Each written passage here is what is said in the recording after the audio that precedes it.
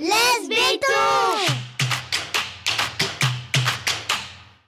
Vous l'avez peut-être vu sur les réseaux ou entendu dans un autre de vos podcasts préférés, en cette dernière semaine de mars 2023 a lieu le Podcaston.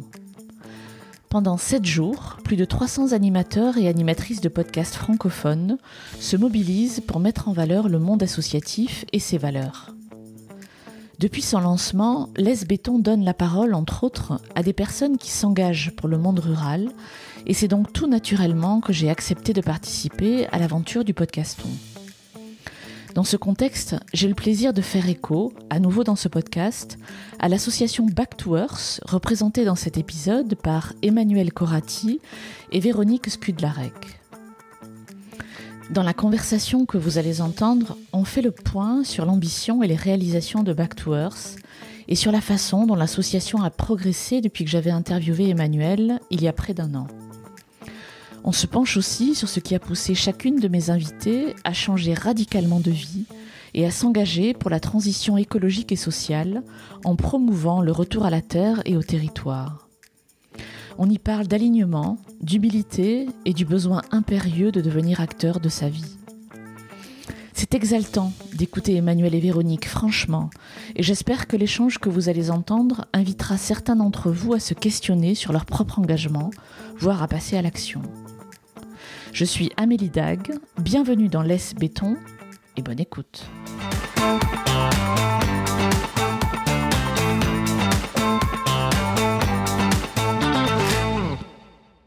Emmanuelle, Véronique, bonjour. Bonjour. Je suis ravie, Emmanuelle, de te revoir sur ce podcast puisque je t'avais interviewé il y a une dizaine de mois pour Laisse béton.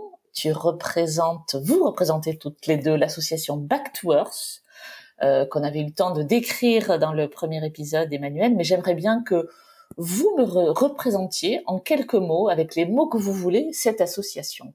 Alors, Back to Earth, c'est un mouvement qui valorise et qui relie les acteurs du retour à la terre et de l'avenir des territoires dans leur diversité un petit peu partout en France. Et donc, de façon très concrète, on va à la rencontre d'agriculteurs, d'entrepreneurs, d'institutions, d'associations, de collectivités, de chercheurs qui inventent d'autres façons de travailler, de vivre ensemble, qui proposent des alternatives dont on pense qu'elles contribuent aujourd'hui de façon très directe à la transition écologique et sociale. Et donc, l'objet de notre association, c'est vraiment de valoriser ces initiatives au sein d'une chaîne YouTube, d'actions de plaidoyer, d'un observatoire, mais aussi, surtout, de les connecter, parce que aujourd'hui, ces initiatives, elles sont foisonnantes, mais elles sont pas suffisamment reliées entre elles, pas suffisamment connues. Et donc, en les connectant par le biais de rencontres à la fois nationales et territoriales, l'idée, c'est de leur donner de la puissance pour que vraiment ce retour à la terre et au territoire soit la solution demain aux enjeux de transition écologique et sociale. Donc, il y a vraiment ce double angle de promotion et puis de connexion.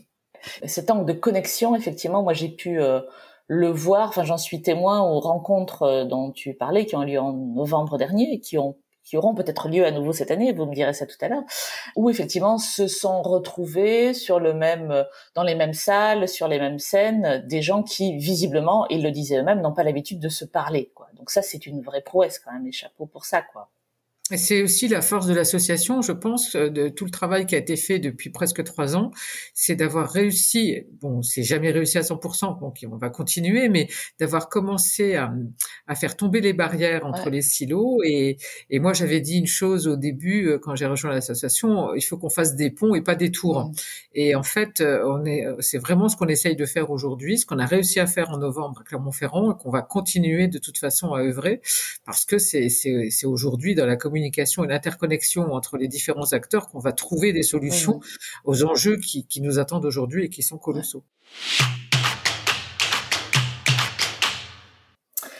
Alors, ce qui m'intéresse dans cet épisode, vous l'avez compris, c'est votre engagement à vous et la raison pour laquelle vous dépensez toute cette énergie l'une et l'autre pour cette cause.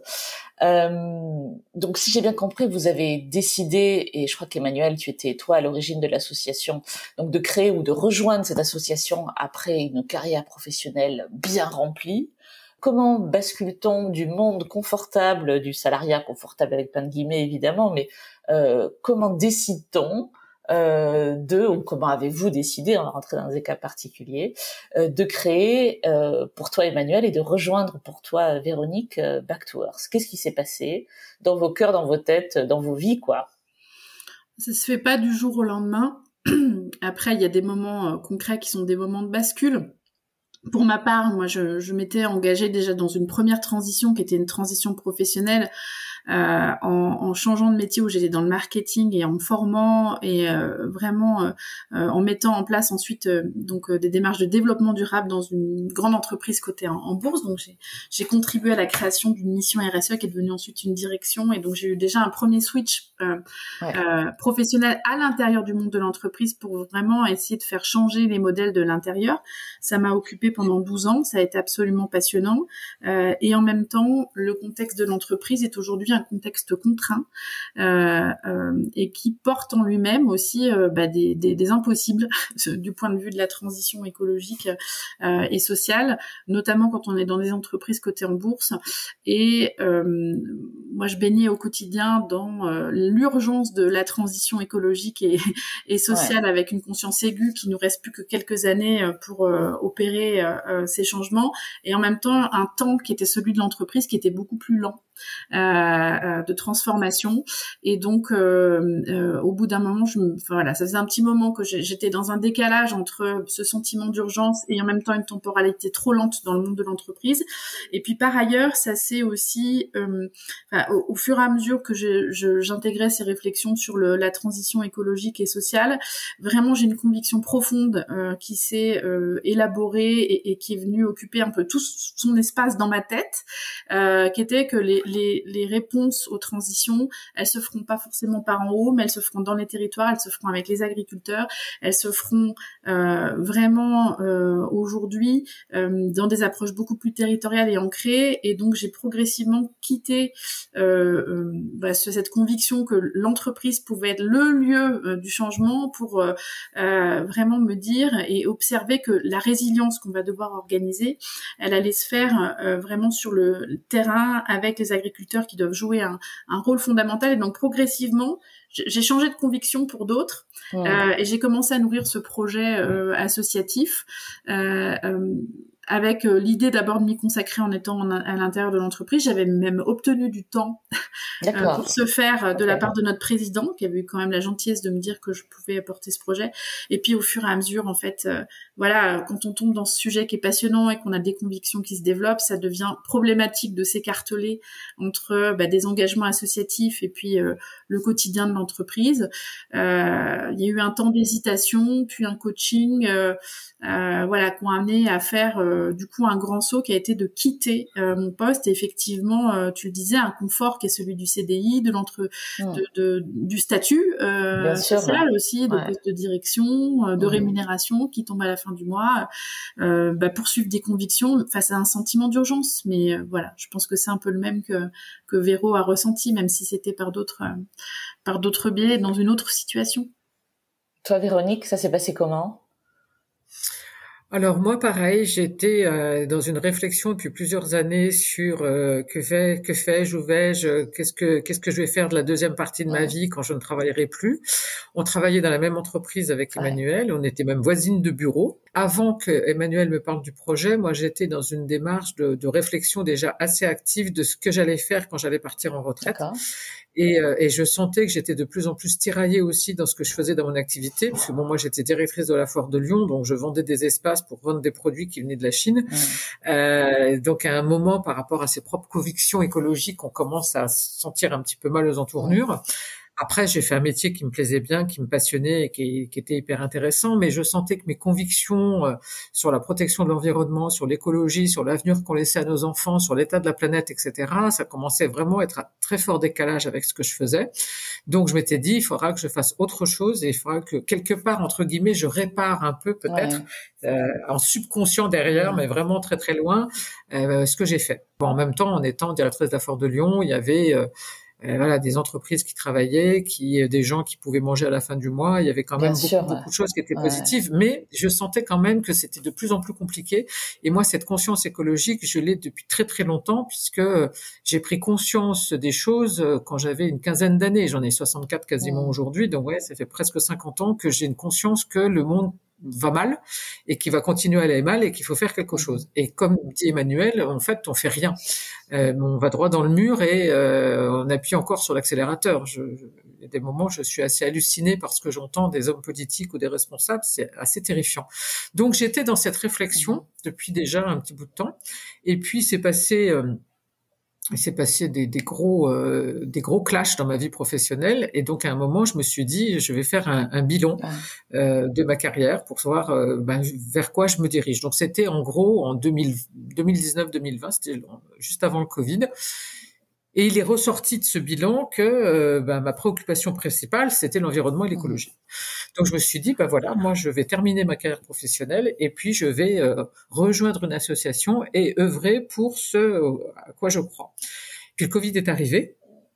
Et ça a été un déclencheur, un accélérateur en fait, pas un déclencheur mais un accélérateur, parce que d'un seul coup, moi qui travaillais 12 heures par jour, 5 jours par semaine avec une équipe de 10 personnes, toujours à fond, toujours speed, je me suis retrouvée chez moi toute seule entre 4 murs. Et là, je me suis dit, moi je peux pas continuer comme ça, c'est pas du tout comme ça que j'ai l'habitude de faire. Et puis une fois que cette crise sera terminée, il faudra tout reprendre. Et c'est pas à moi de tout reprendre alors que je vais partir juste après en retraite. C'est pas à moi de réimaginer l'événement de demain. Entre-temps, Emmanuel m'envoie un mail ou un texto pour me dire « Je viens de monter une association, tu veux faire partie ?» Donc, j'ai demandé ce que c'était. Je me dis « Ouais, pourquoi pas ?» Et puis, j'ai rejoint l'association comme ça. J'ai fait une transaction pour quitter mon entreprise. Et puis, j'ai fait mon propre retour à la terre en même temps. En fait, tout s'est fait... la bascule s'est faite très rapidement. C'est-à-dire qu'à partir du moment où j'ai pris conscience qu'il fallait que je change, j'ai changé dans les 8 jours. C'est-à-dire que j'ai discuté avec mon entreprise, j'ai trouvé l'endroit où je voulais m'installer, j'ai acheté la maison, j'ai commencé mes travaux, j'ai commencé mon projet, j'ai tout fait en même temps. Et la bascule s'est faite comme ça. Et là, ça me convient parfaitement puisque j'ai à la fois les pieds dans la terre à faire pousser mes légumes et à imaginer ma vie ici, et puis à me faire accepter ici parce que j'ai quitté pour un endroit où je ne connaissais personne. Arrivé à un endroit où j'étais inconnue au bataillon. Donc, il a fallu que je me fasse accepter. Puis, en même temps, il y a le côté intellectuel, travail, etc., dont j'ai besoin, moi, pour continuer à me sentir bien et à avoir les deux facettes-là qui sont en plus complètement complémentaires. C'est parfait. Moi, je me dis, si pendant les 30 et quelques années qui me restent à vivre, je peux œuvrer pour le bien commun, pour des choses auxquelles je crois, pour des combats qui en valent le coup, et je pense qu'il va falloir vraiment qu'on se relève les manches parce qu'il y a urgence, et voilà, je pense que je serai satisfaite de ce que j'ai fait. Elles sont passionnantes, évidemment, vos histoires, et intéressantes parce que toutes les deux, vous êtes des exemples même de bascule totale. Alors, vous expliquez évidemment, ça se fait pas du jour au lendemain, on comprend bien la frustration, c'est en tout cas ce que j'ai entendu, grandissante, l'écartèlement, c'est toi qui as prononcé ce mot, je crois, avec ce que vous viviez dans l'entreprise, etc. Je veux pas qu'on laisse croire à nos auditeurs, surtout nos jeunes auditeurs, qu'il faut tout plaquer pour s'engager dans le monde associatif. Je pense que c'est pas vrai, mais néanmoins, est-ce que pour la cause que vous défendez, il faut pas, j'entends, il faut tout donner, sinon ça sert à rien. Est-ce que vous partagez ce point de vue ou est-ce que vous êtes des cas particuliers, ou j'aimerais vous faire réagir par rapport à ça? Oui, je pense qu'on peut pas faire les choses à moitié. On peut faire les choses à moitié pendant un certain temps, c'est-à-dire que le temps de réflexion est hyper important. On part pas sur un coup de tête. On voit souvent des reportages en disant j'en ai eu marre de ma vie après le Covid, j'ai vendu ma maison puis je suis parti à la campagne.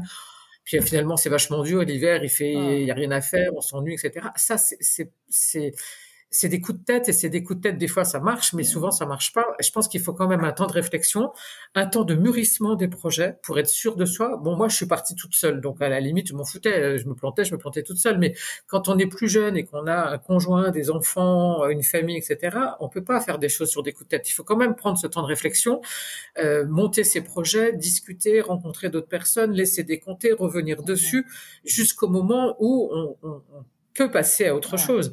Mais je pense que tout laisser tomber comme ça du jour au lendemain, c'est comme n'importe quoi, ça s'improvise pas. Il y a une réflexion à avoir. Par contre, une fois qu'on est engagé, une fois qu'on a pris cette décision de faire les choses, je pense que l'engagement, il doit être total, parce que mettre un pied à droite, un pied à gauche en disant je vais là, mais j'assure mes arrières et je reviens en arrière si ça va pas, en fait, vous faites rien de bien, parce que vous êtes toujours tiraillé entre deux choses et on peut pas se donner à fond si on se garde une porte de sortie. Comment fonctionne Back to Earth? J'ai compris qu'il y avait un certain nombre de bénévoles. Vous allez me dire combien. Enfin, j'ai vu l'organisation de l'extérieur, encore une fois, de l'événement de novembre. Moi, je viens pas de ce monde-là, de l'événementiel, donc pour moi, je regarde ça avec des yeux ébahis, mais j'imagine la quantité de travail qu'il faut en amont, pendant l'événement, voire en aval pour faire tout ça. Comment ça se passe, en fait? On fonctionne avec une dizaine de bénévoles actifs. Puis maintenant, donc avant j'étais bénévole, maintenant je suis salariée, et avec des bénévoles en revanche qui sont assez expérimentés.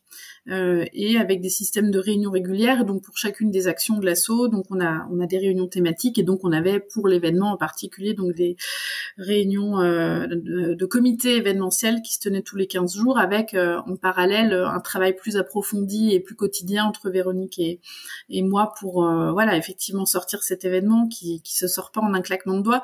Après c'est aussi le fruit d'années d'expérience, et donc là-dessus j'aimerais bien aussi du coup répondre pour partie à ta question d'avant, te dire que il y a des étapes dans la vie déjà, donc je pense que l'engagement total, en tout cas pour nous deux, il est le fruit d'un cheminement, et puis de vouloir mettre à dispo des compétences qu'on a développées pour un projet. Et pour revenir sur ce je pense que c'est super important quand on parle de tout plaquer, et aussi j'entends on sent aussi des réservoirs des jeunes, on l'a vu s'exprimer notamment beaucoup là à l'occasion de la remise des diplômes, avec ce souhait de bifurquer, bifurquer oui, déserter moi ça me parle moins, et donc j'ai envie de dire qu'il faut que ce soit des départs ou des switches pour quelque chose. Il faut pas que ce soit tout plaqué, parce que c'est contre un système, il faut pas que ce soit des fuites, et donc les bascules elles se font aussi quand on trouve un terrain qui correspond à là où on peut potentiellement s'exprimer, et donc chacun peut avoir des compétences. Et l'idée, c'est de se dire, peut-être que mes compétences aujourd'hui, je les mets au service de l'entreprise et j'aurais envie de les mettre au service d'une asso. Ça peut se faire effectivement de façon ponctuelle par du mécénat de compétences, mais après on peut aussi effectivement se dire, mes compétences, j'ai envie de consacrer tout mon temps à de l'intérêt général. Et il y a effectivement aujourd'hui des lieux où les jeunes peuvent s'investir dans l'entrepreneuriat social et solidaire, dans les associations qui ont besoin de professionnels. Et donc ça reboucle avec comment vous avez fait en aussi peu de temps pour sortir cet événement. C'est parce que c'était des gens qui apportaient de la qualification, et qu'il faut être pro dans cette manière d'accompagner aujourd'hui des transitions. Et je rebouclerai avec la toute première question. Je me souviens avoir dit à mon président qui me disait vous allez tout plaquer, alors que ça va être le tapis rouge, je sais maintenant, le sujet est mûr, vous allez pouvoir faire ci, vous allez pouvoir faire ça. Je lui dis mais l'urgence est telle aujourd'hui que si des gens qui ont de l'expérience, que des gens qui ont l'envie et donc il y a quand même une question de désir, faut pas juste que ce soit par peur qu'on agisse, mais qui ont l'envie, le désir et les compétences et l'expérience se collent pas à cette question de la transition, qui va le faire? L'État peut faire des choses, mais il fait très peu de choses aujourd'hui. Donc c'est forcément des gens qui, à un moment donné, par conviction personnelle, par souhait de donner du sens à leur vie, effectivement, Véronique évoquait à la fin de ma vie, j'ai pas envie de me dire que j'ai pas contribué à.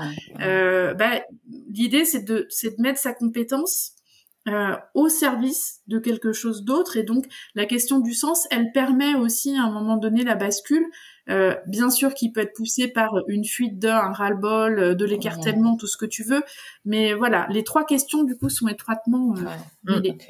Il y a une question d'alignement aussi, c'est-à-dire que on parlait d'écartèlement à un moment entre nos convictions et ce qu'on fait, et c'est vrai que quand on arrive à trouver sa voie après, justement avoir tâtonné, se poser des questions sur cette première question, à un moment on se sent aligné aussi, on se sent aligné entre nos propres convictions, nos propres valeurs et ce qu'on fait.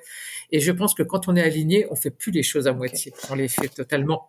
Cet alignement-là, toi spécifiquement, Véronique, tu le ressens comment? Est-ce que c'est physique, tu vois? Est-ce que tu te sens bien? Est-ce que je sais pas, ça se manifeste Moi, je comment? crois que la décision de quitter Lyon, de quitter mon travail et de m'engager comme je me suis engagée aujourd'hui, c'est la meilleure décision de ma vie. Parce que aujourd'hui, je me sens parfaitement à ma place. C'est-à-dire que quand je suis ici et puis que je travaille pour l'association ou que je travaille dans mon jardin ou que je travaille à m'occuper de mes voisins, parce que je suis entourée de plein de petits vieux aujourd'hui autour de moi, et ben je me sens, d'une part, je suis déjà acceptée ici, ce qui était déjà un gros challenge. Hein. Et là aujourd'hui, moi, je me pose plus de questions en fait. C'est-à-dire que même cette anxiété que j'avais, que j'ai toujours, il y a toujours un fond d'anxiété sur l'avenir de la planète et l'avenir pour mes enfants et l'avenir pour mes futurs petits-enfants en me disant mais comment ça va se passer, elle existe, mais aujourd'hui je suis acteur. C'est-à-dire qu'avant, quand j'étais à Lyon, je n'étais pas acteur. On sait très bien qu'en ville, si demain il se passe quelque chose, le temps d'autonomie il est extrêmement court. Ici, non. Ici, tout se fait bon, déjà, on a nos propres ressources, mais tout se fait aussi avec les uns, avec les autres. On est tous très solidaires. Moi, j'ai besoin d'un truc, je vais demander à ma voisine a besoin de quelque chose, elle vient me le demander. Les choses sont très simples, sont très faciles. Et moi, je me dis qu'aujourd'hui, je suis acteur de ça, alors qu'avant, j'étais quelqu'un de passif et je subissais, en fait. Aujourd'hui, non seulement je le fais pour la communauté au sens large, mais je le fais aussi pour moi, mes enfants et mes proches. Et ça, c'est extrêmement rassurant. C'est extrêmement rassurant de se dire que aujourd'hui, ma vie et la suite de ma vie, elle dépend de moi, elle ne dépend plus des autres. Donc c'est très rassurant. D'ailleurs, je dors beaucoup mieux. Je connais ça. Et ça fait rire tout le monde quand on dit qu'on a retrouvé le sommeil, mais ouais. On retrouve le sommeil, on retrouve le temps de faire les choses. Et je trouve ça, on va toujours très très vite quand on est en ville. Ici, le temps n'est pas le même. Moi, ma période d'activité la plus intense va commencer maintenant, jusqu'au mois d'octobre-novembre. Après, je vais hiberner. Mais on retrouve le temps des saisons, on retrouve l'émerveillement de voir les choses se passer, les hirondelles qui reviennent, les vaches qui sont ressorties au pré. On retrouve, la nature qui reprend vie aujourd'hui parce que le printemps est quand même bien précoce. Il y a les inquiétudes aujourd'hui de la sécheresse, il y a les inquiétudes de l'avenir, etc. Mais on fait nous. On est acteur, donc en fait, on se prend en main pour faire que les choses elles changent. Et ça, c'est hyper important. C'est ça, en fait, le fait d'être aligné aussi. Alors, vous avez des rôles différents sur le papier. Emmanuel, tu es délégué général aujourd'hui de l'association Back to Earth, et toi, Véronique, tu es présidente, si mes informations sont correctes. Qu'est-ce que vous préférez dans vos rôles respectifs? Moi, ce que je préfère, c'est les rencontres. C'est vrai que je suis beaucoup sur le terrain à aller du coup de façon très opérationnelle, filmer des gens, rencontrer des gens pour pouvoir mettre en place des tables rondes, des projets, interviewer. Donc il y a un volet extrêmement intéressant de rencontres de gens engagés, de gens de mondes très divers. On le disait tout à l'heure, des agriculteurs, des chercheurs, donc là, ça nourrit l'intellect, des entrepreneurs, donc venant du monde de l'entreprise, c'est hyper intéressant de voir de l'innovation. C'est vrai que le fait d'aller à la rencontre des autres et de voir aussi justement toutes ces dynamiques qui sont à l'œuvre, c'est extrêmement nourrissant, c'est inspirant et puis c'est régénérant, quoi, parce que dans ce contexte justement d'éco-anxiété qu'évoquait Véronique, on change de lunettes en fait, et donc moi c'est cette partie de réseau, c'est le gros du boulot de l'asso, de toute façon, de faire du lien justement, et donc d'aller à cette découverte aussi. On y va avec nos petits pas parce que on arrive dans des mondes effectivement qui ont leur culture. On s'adresse pas pareil, et donc ça aussi j'aime beaucoup ça, être un peu caméléon, parce que évidemment on discute pas des mêmes sujets et avec la même approche quand on rencontre un directeur d'université, un gestionnaire de tiers-lieux ou un agriculteur qui a envie de céder sa ferme, et ça c'est extrêmement intéressant, et c'est cette diversité moi qui me plaît énormément. Okay. Et toi, Véronique?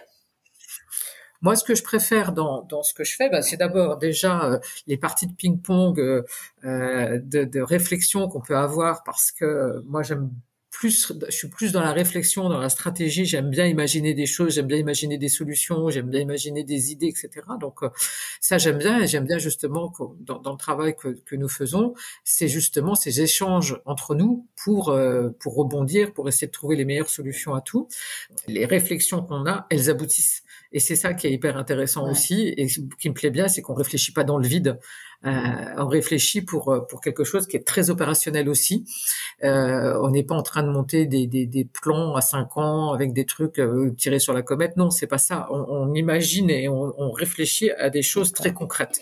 Et dans le fil, dans la veine de cette question, si je vous demande l'une et l'autre de réfléchir à un moment particulier, même anecdotique, depuis que vous êtes engagé dans Back to Earth, où vous vous êtes vraiment senti à votre place, pour reprendre tes termes, Véronique, spontanément, vous pensez à quoi? Moi, c'est tous les jours, en fait. Donc, voilà, après, ce que j'aime, justement, c'est cette diversité d'actions qu'on peut faire aussi quand on est sur des projets à la frontière entre l'entrepreneuriat et l'association. C'est de se dire qu'on a cette capacité à jongler entre des moments de réflexion stratégique, des trucs très concrets où tu montes. Ce matin, je montais une vidéo qu'on va publier alors que j'avais jamais monté de vidéo ou tourné. Donc, on développe des nouvelles compétences. Et donc, moi, je pense que c'est cette liberté aujourd'hui qui pour moi, je pense pas forcément à une tâche, mais je pense à cette liberté, à cette diversité aujourd'hui, en tout cas, qui me comble et qui peut, on y reviendra après, aussi contrebalancer des aspects qui peuvent être, voilà, tout n'est pas 100% rose, mais en tout cas cette liberté et cette diversité, elles ont pas de prix pour moi.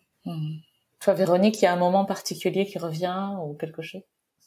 Alors moi non plus, il n'y a pas de moment particulier. Moi, ce que j'apprécie, c'est la liberté. Déjà, comme on est en association, c'est vrai qu'on est libre de travailler comme on veut, comme on peut, comme quand on a le temps, quand on a des idées, etc. Donc cette liberté elle est importante. On n'a pas de compte à rendre avec un retour sur investissement qui doit être absolument de tant de %. Donc ça c'est quand même top. C'est la liberté puis la créativité qu'on a, quoi. C'est-à-dire que il y a une liberté de ton, il y a une créativité dans les actions qu'on essaye d'imaginer, sans qu'on soit tout de suite lié à une partie financière, comme on peut avoir quand on est dans le monde de l'entreprise. On a une idée, bien sûr. Et c'est tout de suite elle est rentable à combien. Là on a une idée, forcément que ça se pose la question à un moment de savoir si ce qu'on fait ça nous rapporte de l'argent, parce qu'il faut bien quand même qu'on travaille aussi pour dans le but de développer l'association, et à un moment aussi d'avoir plus de salariés pour continuer à œuvrer, continuer à développer. Mais c'est pas un critère discriminant du départ, et ça c'est hyper important. Alors, tout n'est pas rose, tu le disais, on s'en doute bien, c'est le moment d'en parler. Qu'est-ce que vous avez trouvé, qu'est-ce que vous trouvez peut-être au quotidien, d'ailleurs difficile dans cet engagement total que vous décrivez l'une et l'autre? Est-ce que c'est pareil de gérer une association que d'être dans une entreprise, de gérer un service? Est-ce qu'il y a vraiment des choses qui sont différentes? Comment vous le vivez, ça? Alors clairement c'est pas pareil, et puis voilà, on veut que ce soit pas pareil, puisque justement l'idée c'était de trouver un espace de liberté et d'engagement plus fort. Après moi ce que je trouve entre guillemets difficile, en tout cas si ce n'est difficile, du moins qui interroge, c'est que du coup on a une visibilité qui est beaucoup moindre, puisqu'il y a une forme de entre guillemets précarité dans toute initiative qui se lance par rapport à un statut de CDI, de cadre, où on sait que on peut faire des projets. Là, il y a entre guillemets un moment de bascule qui implique aussi des efforts financiers significatifs, mais qui sont choisis. Donc en tant que tel, c'est pas problématique à partir du moment où c'est assumé. Et puis, on change notre rapport au temps. Et donc aujourd'hui, moi, je suis dans un instant qui est très présent, pas de visibilité au-delà de 3 à 6 mois, et donc il faut se déprogrammer par rapport à ça. Mais je suis dans une confiance sur le fait que ce qu'on porte est juste, et qu'à partir du moment où on apporte des choses qui sont utiles, et avec cœur, authenticité et avec professionnalisme, des portes s'ouvriront, mais il y a plus du tout cette visibilité, quoi. Et donc je suis dans ce questionnement là où derrière j'ai quand même embarqué une famille, un conjoint, voilà, et donc c'est de se dire jusqu'où la prise de risque entre guillemets, elle est, pour moi, elle a du sens, mais il faut pas que ce soit inconscient non plus. Bien sûr. Donc c'est ces questionnements-là. Après, j'ai une vie, on va dire, intérieure importante qui fait que j'arrive à gérer ce questionnement-là en justement me disant que je suis à ma place et que ça fait sens, et donc voilà, une forme de confiance dans la vie qui vient assez vite balayer cette inquiétude qui peut être à cet endroit, mais je sais que tout le monde n'est pas forcément en capacité de faire cette bascule-là, et que on a tous un rapport à la sécurité matérielle et à l'engagement qui est différent. Donc moi, c'est qui évolue au fil du temps aussi. Qui évolue au fil du temps, voilà. Donc moi, c'est cet endroit aujourd'hui qui peut être le plus questionnant, mais ok. Mais tu le sais. Je le sais et je le gère pour l'instant. Ok. Non, moi, c'est pas du tout la même chose parce que je suis pas dans la même configuration. Je sais pas s'il y a quelque chose qui est pas rose. En fait, c'est vrai, ce qui nous manque aujourd'hui, c'est qu'on est tout petit, on n'est pas visible. Moi, avant, quand j'arrivais avec ma carte G11 Fort de Lyon, toutes les portes s'ouvraient, c'était vachement facile. Et puis voilà, c'était là aujourd'hui, faut qu'on prouve qu'on est sérieuse. Il faut prouver aussi en tant qu'urbaine qu'on peut s'intéresser à la ruralité, parce que ça, quand même, c'est un paradoxe pour certains, en disant mais qu'est-ce qu'elles viennent foutre là, ces filles là. Donc en gros, il peut y avoir cette interrogation, mais moi je suis très positive aussi. Je pense que c'est un truc qu'on partage avec Emmanuel, c'est que moi je vois toujours le côté positif avant de voir le côté négatif, et je me dis quand on s'engage avec nos convictions, avec notre professionnalisme, avec notre bon sens, avec nos qualités, et notre expertise, ça peut pas ne pas marcher. J'aimerais rebondir sur ce que tu as mentionné 2 fois pour moi, c'est-à-dire le fait d'arriver dans le monde rural, soit en y vivant, soit en s'y intéressant, l'une et l'autre, avec vos étiquettes de urbaine, métropolitaine, grosse boîte, femme peut-être aussi, enfin en tout cas on a tous des étiquettes collées. J'entends bien, il faut montrer du professionnalisme, etc., de la compétence, ça j'entends bien, mais concrètement, comment on fait pour décrocher un rendez-vous, peut-être, ne serait-ce que ça, pour convaincre à une réunion, comment vous faites-vous, c'est quoi votre secret, quoi, pour arriver dans des mondes qui vous attendent pas, en gros, c'est ça ma question. Je pense qu'on apporte une réponse aujourd'hui vraiment on vient combler un manque. C'est-à-dire que justement les initiatives elles existent, il faut les relier, il faut les donner à voir, et donc ce qu'on apporte répond à un besoin. D'autre part, comment est-ce qu'on fait pour décrocher des rendez-vous ? En fait, c'est le réseau. Et on a eu la chance d'avoir, entre guillemets, des parrains, marraines, qui tout de suite ont compris. Ils se sont dit, mais oui, c'est hyper intéressant ce qu'elle propose, et donc on va te les mettre en lien avec telle personne. D'accord. Voilà. Donc, okay. ça fonctionne. Parce que vous étiez pertinente, quoi, en fait. Il y a la question de la pertinence, et il y a la question de la posture aussi. Ce que disait Véronique tout à l'heure, la posture où on n'arrive pas comme des sachantes, on arrive comme des personnes qui apportent une solution qui permettra justement de valoriser des sachants ou des acteurs, et donc c'est une posture entre guillemets humble. Et ça a énormément d'importance, je pense. Alors d'une manière générale, c'est toujours bien d'être humble, ça facilite les choses, mais on le note.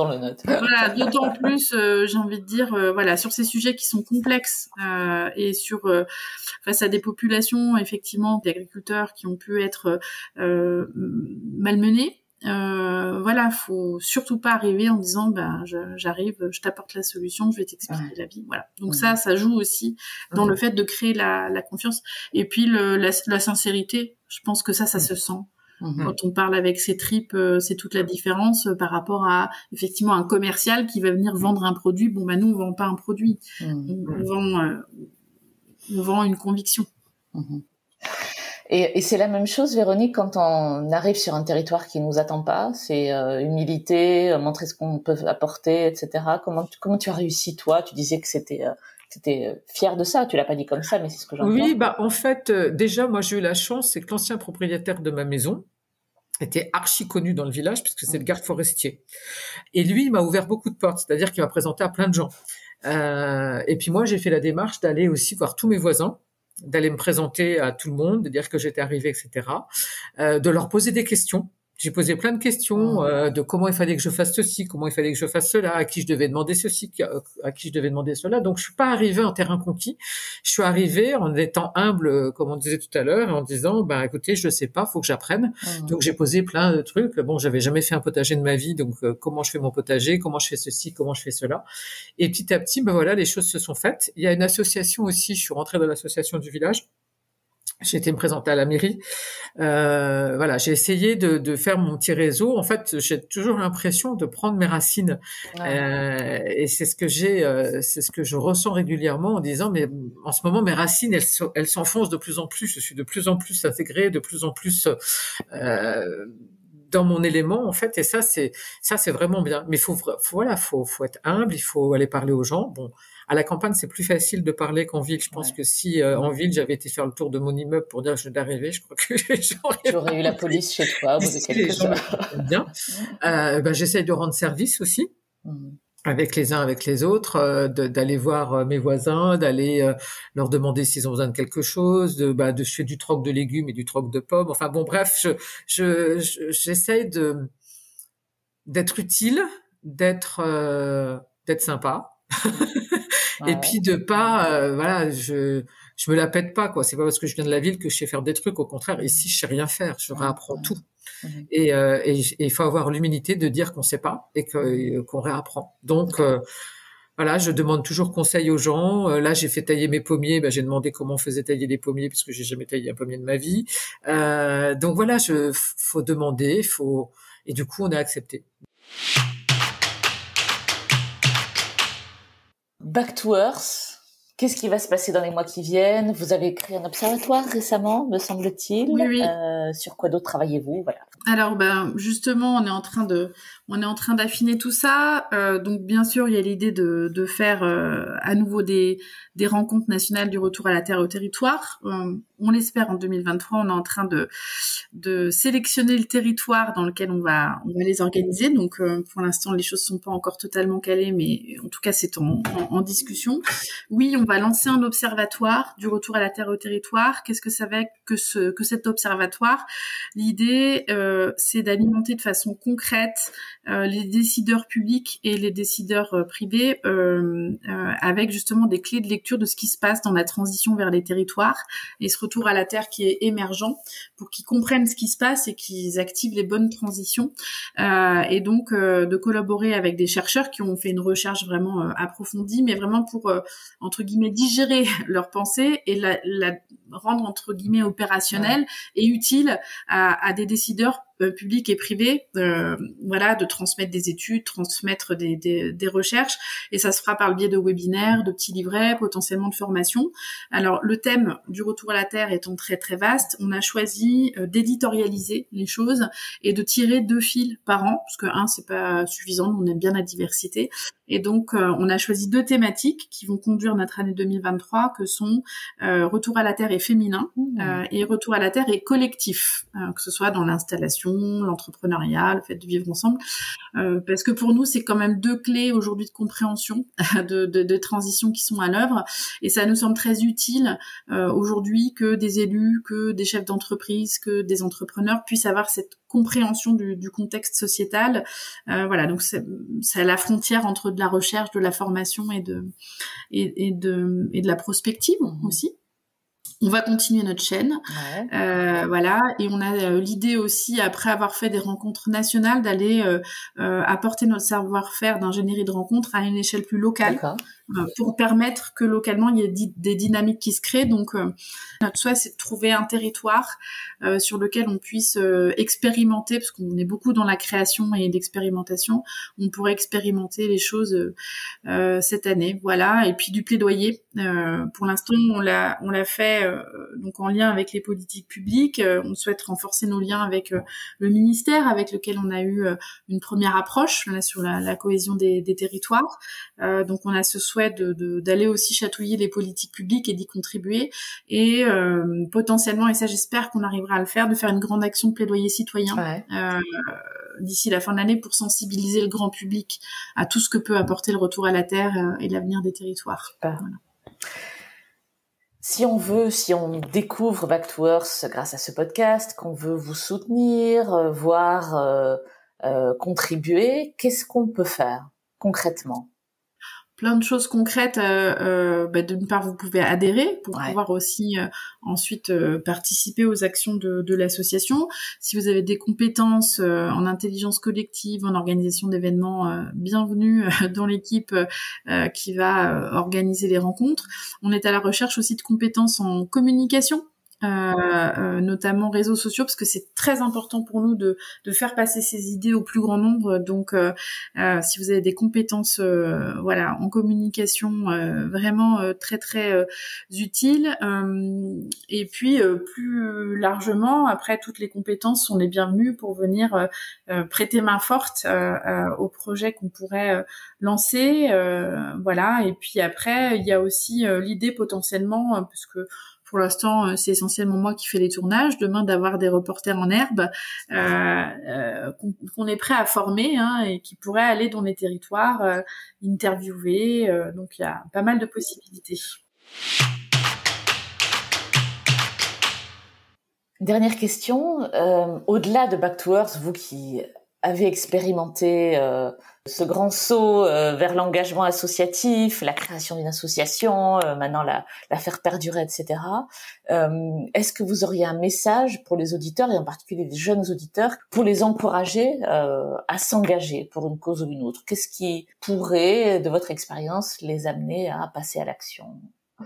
Moi, je pense qu'il faut suivre ses convictions. Et un jeune qui se pose des questions aujourd'hui sur ce qu'il a envie de faire, un retour à la terre, etc. Je pense que il faut qu'il suive ses envies, ses convictions, qu'il aille rencontrer des gens de terrain, qu'il aille rencontrer des agriculteurs, qu'il aille rencontrer des gens qui sont dans la ruralité et qui font d'autres métiers qu'agriculteurs, parce que c'est comme ça qu'il terminera sa réflexion et c'est comme ça aussi qu'il pourra prendre sa décision. Mais s'engager aujourd'hui dans un retour à la terre pour soi ou pour les autres, je pense que oui, ça passe par des rencontres de toute façon avec des gens qui y sont déjà. Et sur l'engagement associatif ou l'engagement tout court des jeunes, moi j'aurais plusieurs messages à faire passer. Déjà, on n'a qu'une vie, donc il est jamais trop tôt pour donner du sens à sa vie.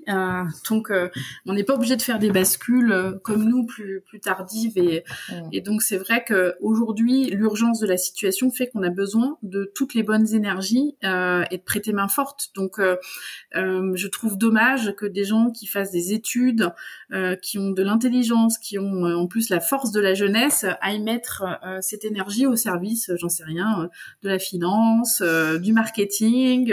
Donc toute cette énergie, cette intelligence, faut qu'elle serve l'intérêt général. Donc ça, je me dis qu'il faut pas gâcher ses talents. Et puis après, on en retire beaucoup de bénéfices. Ça, c'est pour la carotte, pour donner aussi envie. C'est qu'on est vivant. Quand on est en phase avec ses convictions, la vie est beaucoup plus intéressante, elle est moins stressante aussi. Ça enlève de l'éco-anxiété d'agir, et donc concrètement, le meilleur remède à l'inquiétude et au questionnement, c'est l'action. Alors après, il faut trouver son lieu effectivement d'expression. Certains, ce sera le retour à la terre, d'autres, ce sera la solidarité, d'autres, ce sera l'éducation. C'est pour ça qu'il y a ce podcaston qui met en avant tout un tas d'initiatives. Il faut en effet, comme le disait Véronique, que chacun trouve sa voix et prenne ce temps d'écoute. Alors c'est sûr que c'est pas évident pour les jeunes parce que il faut en même temps, quand on se lance dans la vie, se sécuriser un petit peu. Forcément, on se projette dans l'avenir, mais aujourd'hui, honnêtement, avec tous les points d'interrogation qu'on a sur ce que va advenir de notre modèle d'entreprise, notre modèle de société, en tout cas, moi, je serais jeune aujourd'hui avec le tempérament que j'ai. Je sais que je ferai des choix que je n'ai pas fait à l'époque, qui m'ont conduit vers des études, on va dire, un peu toutes tracées et élitistes. Aujourd'hui, ça n'a plus aucun sens pour moi. Et donc, je serai jeune, j'irai d'emblée vers des études alternatives. J'irai faire des expériences, effectivement, peut-être de stage pour aussi, comme le disait Véronique, découvrir, se confronter à la réalité. Et puis, par petites touches et par rencontre, on trouve son lieu d'expression. Mais ne gâchez pas votre énergie et ne gâchez pas vos talents au service de choses qui sont délétères. C'est clair. Un grand merci à toutes les deux. Je suis ravie d'avoir pu faire écho à nouveau à Back to Earth, dont je trouve l'initiative géniale, et ce que vous faites, c'est top. Donc, continuez, s'il vous plaît. Merci. Merci beaucoup. C'était Laisse Béton, le podcast qui aide les citadins à réaliser leurs rêves de vie au vert, avec un épisode un peu spécial, vous l'aurez compris. Je vous engage à visiter le site www.podcaston.org. Podcaston s'écrit Podcaston. Vous y découvrirez plusieurs centaines d'associations à travers d'autres excellents podcasts. Si vous aimez Laisse Béton, abonnez-vous sur votre appli de podcast préféré, suivez-le sur les réseaux sociaux et parlez-en autour de vous, c'est encore le meilleur moyen de le faire connaître. Merci pour votre écoute et à très bientôt.